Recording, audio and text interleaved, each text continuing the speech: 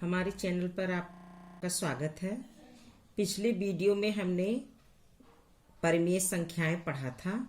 उसी क्रम में आज हम आगे पढ़ते हैं योगफल पर गुणन का वितरण प्रगुण। इसमें देखिए निम्नांकित कथनों में सत्य असत्य कथन को चुनिए। नंबर 1 है इसमें 2/-5 into -3/4 is equal to -3/4 into 2/-5। देखिए इसमें क्रम विनिमय प्रगुण का पालन यहाँ होता है, क्योंकि यहाँ 2/-5 पहले है, यहाँ 2/-5 बाद में है, तो क्रम बदल गया है, यानी क्रम विनिमय प्रगुण का पालन होता है।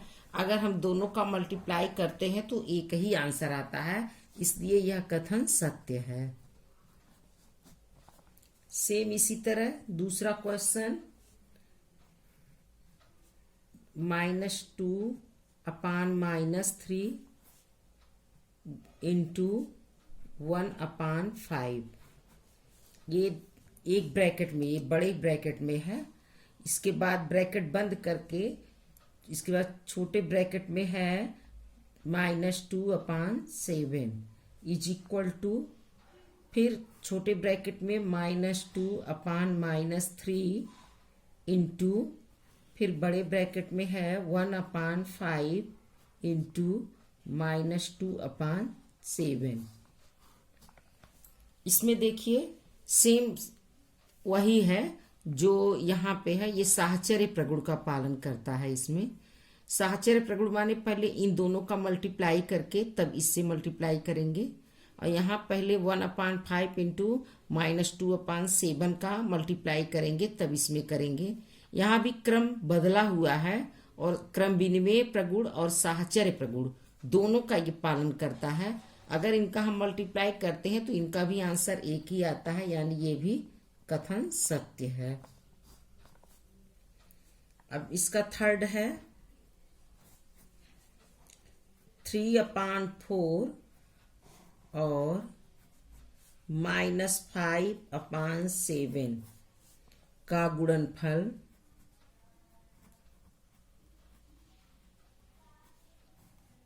परिमेय संख्या नहीं है।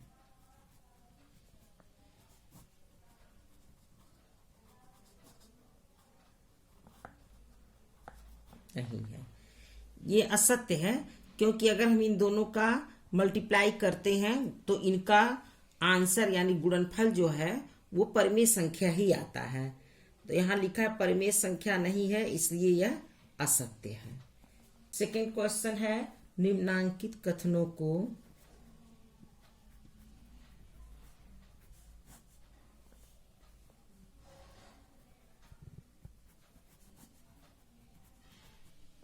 गुणा की क्रिया करके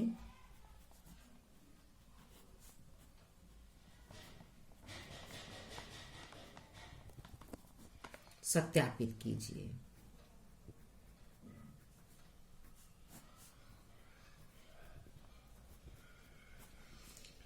इसमें फर्स्ट है 2/7 इंटू ब्रैकेट में -11/8 इक्वल टू -11/8 इंटू 2/7। अब आप इसको इस तरह से करेंगे 2 इंटू, देखिए -11 7 इंटू 8, यहाँ पे -11 इंटू 2 8 इंटू 7। यहाँ क्रम विनिमय प्रगुण का नियम लगता है। देखिए यहाँ 2/7 आगे है, यहाँ 2/7 पीछे है। हम क्रम विनिमय प्रगुण द्वारा इसे आगे ले आएंगे, तो 2/7 into -11/8 is equal to 2/7 into -11/8। अब यहाँ 2 1 जा 2, 2 4 जा 8, 2 1 जा 2, 2 4 जा 8, 11 वन जा 11 माइनस 11 हो गया, 7 4 जा 28 इज इक्वल टू माइनस 11 28। तो यहाँ देखिए LHS is equal to RHS, दोनों बराबर आ गया तो प्रूव्ड, सत्यापित करना है तो इस तरह से प्रूव्ड हो जाएगा। इस तरह देखिए ये प्रूव्ड हो गया, LHS RHS बराबर आ गया, इक्वल आ गया। इसी तरह इसमें जितने भी क्वेश्चन है, 2 क्वेश्चन और है वो आप खुद कर लीजिएगा। इसके बाद देख तीसरा क्वेश्चन खुद कर लीजिएगा क्योंकि केवल रिक्त स्थान की पूर्ति करना है, बहुत ही इजी है। चौथा क्वेश्चन सरल कीजिए। इसमें देखिए नंबर 1 -3 इंटू -10/9 इंटू 18/-5 इंटू -1/-6। अब इसको एक साथ करके लिखते जाइए। -3 इंटू -10 इंटू 18, ये माइनस से माइनस काट दीजिए, इंटू 1, फिर अपान यहाँ लिखेंगे 9 इंटू -5 इंटू 6। देखिए इस माइनस से इस माइनस को आप काट दीजिए। अब ये हो जाता है 5 1 जा 5, 5 2 जा 10, 9 1 जा 9, 9 2 जा 18, 3 1 जा 3, 3 2 जा 6। अब यहाँ आ जाएगा ये 2 से एक 2 ये कट गया। अब आपका आ जाता है -2/1, यानी आंसर हो गया -2। अब इसका सेकेंड क्वेश्चन है -1/-9 इंटू 3/20 इंटू -4 इंटू 6/-5। ये माइनस से माइनस काट दीजिए। 1 इंटू 3 इंटू -4 इंटू 6/20 इंटू -5। ये माइनस से माइनस को काट देते हैं। अब ये हो जाएगा 4 5 जा 20। अब इन दोनों को मल्टीप्लाई कर दीजिए। 3 6 जा 18, 5 5 जा 25। यही आंसर हो गया। यह अभ्यास खत्म हो गया। अब इसमें जो क्वेश्चंस रह गए हैं वो आप खुद करिएगा। अब आते हैं अभ्यास 1 KF पर। इसमें पहला क्वेश्चन है सत्य असत्य लिखिए। यह आप होमवर्क में कर लीजिएगा। सेकंड क्वेश्चन है निम्नांकित में रिक्त स्थानों की पूर्ति कीजिए। इसमें पहला क्वेश्चन देखिए है -5/12 प्लस, अब यहाँ रिक्त स्थान है, इज इक्वल टू -5/12, यानी -5/12 में हम कितना प्लस करें, कितना ऐड करें कि वही हो, यानी -5/12 हो। तो देखिए किसी भी संख्या में यदि हम 0 ऐड करते हैं तो वही संख्या प्राप्त होती है, तो यहाँ 0 भरा जाएगा।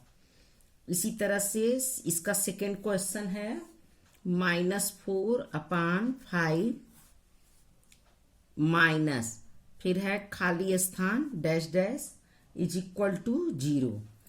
अब -4/5 में से कितना घटाया जाए, कितना माइनस किया जाए कि 0 आ जाए।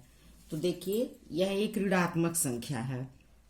ऋणात्मक संख्या में से यदि धनात्मक संख्या हम घटाते हैं तो उसका आंसर 0 होता है। तो यहाँ चूंकि माइनस करना है तो -4/5 यहाँ भरा जाएगा। ब्रैकेट तोड़ेंगे तो माइनस माइनस प्लस हो जाएगा और इसका मान 0 आ जाएगा। इसमें 2 क्वेश्चन है और है, तीसरा चौथा आप खुद कर लीजिएगा होमवर्क में। तीसरा सवाल देखिए, प्रत्येक स्थिति में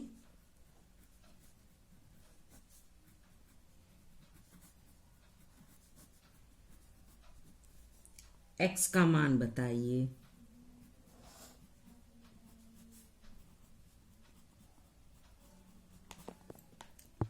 इसमें पहला question 2/3 into x is equal to 1। अब इसको सॉल्व करना है। देखिए, मल्टीप्लाई x में 2/3 का मल्टीप्लाई किया गया है।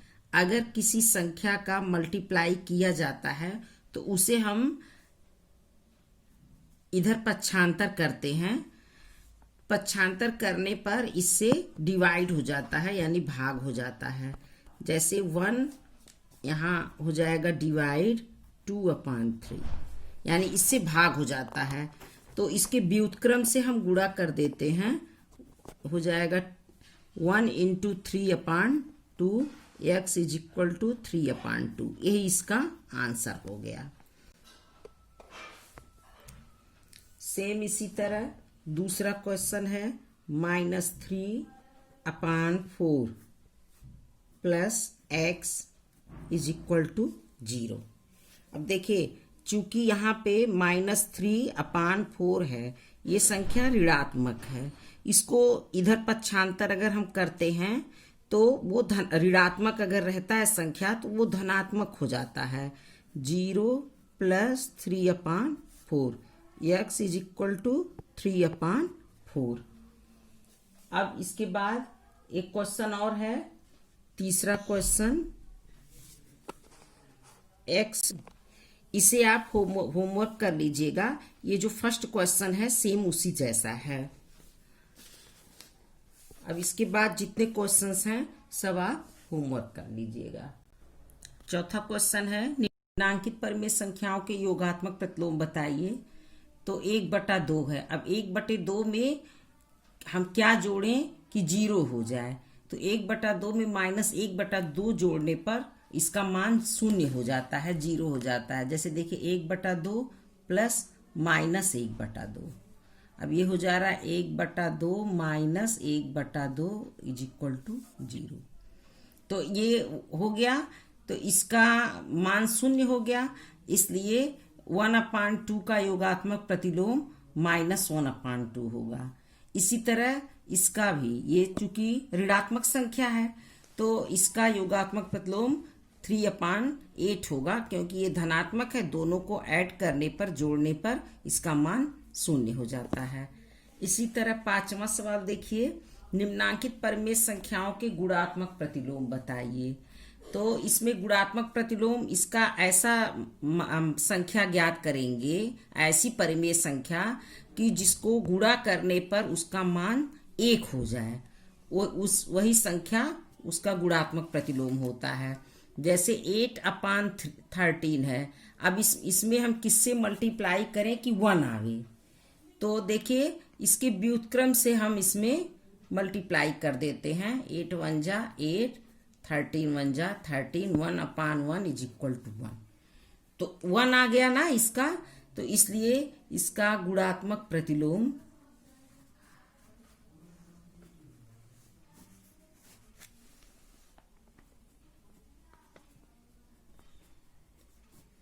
13/8 होगा। अब इसी तरह से 2-3 और इसमें संख्याएं दी गई हैं, वो आप खुद कर लीजिएगा। देखिए 6 नंबर का मैं -32 इंटू 5/-14 इंटू -3/-20 इंटू 0 इंटू -13/5। इसमें देखिए कुछ नहीं करना आपको। किसी भी संख्या से में अगर हम 0 से मल्टीप्लाई करते हैं तो उसका मान 0 हो जाता है। इसका इसमें मल्टीप्लाई करेंगे, 0 हो गया। फिर 0 का इसमें करेंगे, 0 हो गया। फिर इसमें करेंगे, 0 हो गया। फिर इसमें करेंगे, 0 हो गया। इसका आंसर 0 ही आएगा। अब ये अभ्यास समाप्त हुआ। पिछले वीडियोज में आपने हमारे जितने भी मैथ्स देखे हैं उस पे आप ज़रूर लाइक करिए। अगर आपको इसमें कोई भी डाउट है, कुछ भी है, तो आप उसे कमेंट करके पूछिए। और अगर आपने अभी तक हमारा वीडियो नहीं देखा है तो आप मेरा वीडियो ज़रूर देखिए, चैनल को मेरे सब्सक्राइब करिए और बेल आइकन को दबाइए, जिससे आपको नए वीडियोज के नोटिफिकेशन आते रहें। Thank you. Please like the video, comment if you have any doubt, share with your friends and subscribe to the channel.